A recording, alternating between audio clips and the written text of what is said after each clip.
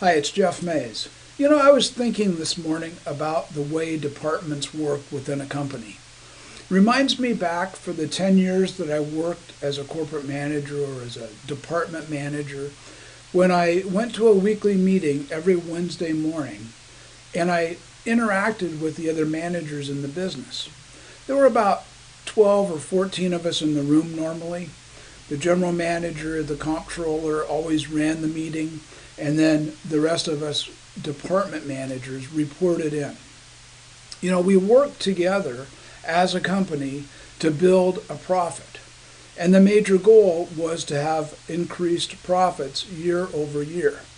Now, the company was owned by a large corporation, so we had some oversight that maybe smaller companies wouldn't have.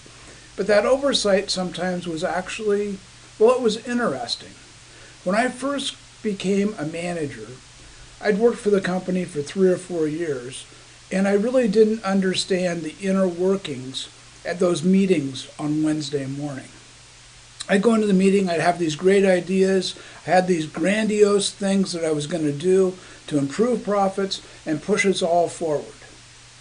Well, after a few weeks and a few trips by people into my office to discuss my crazy ideas, I came back to the reality of the meeting that it was best to just stay with the status quo.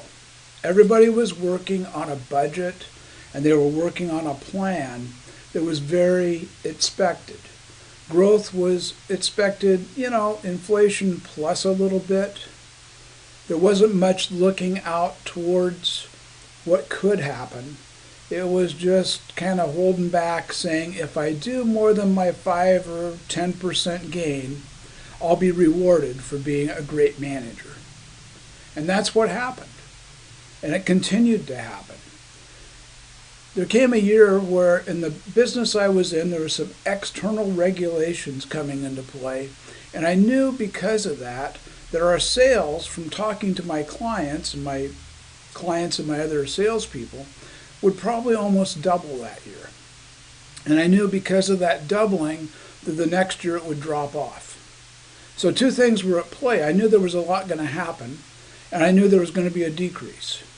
Because in vehicles, which I was selling, we had a certain amount of parts and service that were sold after the new vehicle, mainly because of warranty and other things that happened. But we're putting more vehicles into the market, that there would be more parts and service that year.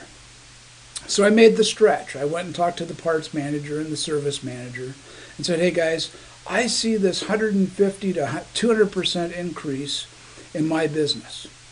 I know my profit line, because it's new vehicle sales, is going to be affected a little bit. The 3 or 5% that we're making on net is not going to be that great, but it will double. That's still good. But the overall effect on you guys, it's going to be big, because you're going to have more to fix and you're going to have more pieces to sell to fix those things. They looked at me and said, thank you, we appreciate the input. It looks great to us. We appreciate it. Thank you. I walked off, went into the budgeting meeting the next few days, and their budgets went up 5, 6, 10%. No changes, just staying the same it was. My budgets went in 150%. I ended up, at the end of the year, it was closer to 200%. They ended up with remarkable profits in their departments because of what we had done with the new vehicles that we sold. Well, that's all good and fine, but had we have planned that together, the growth would have been easier, it would have been bigger because we would have been prepared for it, and there would have been a plan to help our customers, to serve our customers more, because we would have looked at it as a group. When you get into these types of departments, it's almost like silos going up.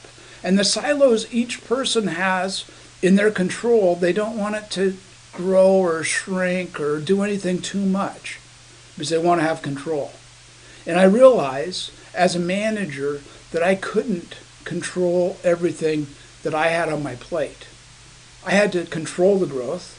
I had to control the profits and the losses, but I didn't have the ability to control what the market was doing to me. The important thing is that as those things happen, we can react dynamically as a group, as a team, as a set of managers that really changes the way we can provide service. Now, if you're in a group like that, or if you have a company like that, and I think almost all companies have some problems or have some challenges. Let's not use the word problems. They have challenges of how the team could work better, the managers, the teams themselves, the silos within your organization. If there's big division between those, if there's things not happening that you'd like to see happen as upper management, there's a way to do that. And getting those team members to work together, to come to common goals, to build a big plan, and to take exponential growth are all possible. But it may not be possible with the thinking that you've had for the last 5, 10, 15, whatever years that you've been there and they've been there. Sometimes you need somebody to come in from the outside to really learn about your group, learn about your company, and then to really take a dynamic look at it and say, where can we go? What can we do? And then combine all that together and come up with a big plan that everybody buys into. You know, that's what I do, and that's what I like doing.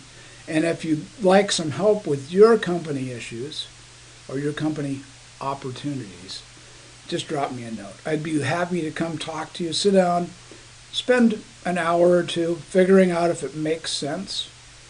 And then if it does, we can figure out a plan to do it together.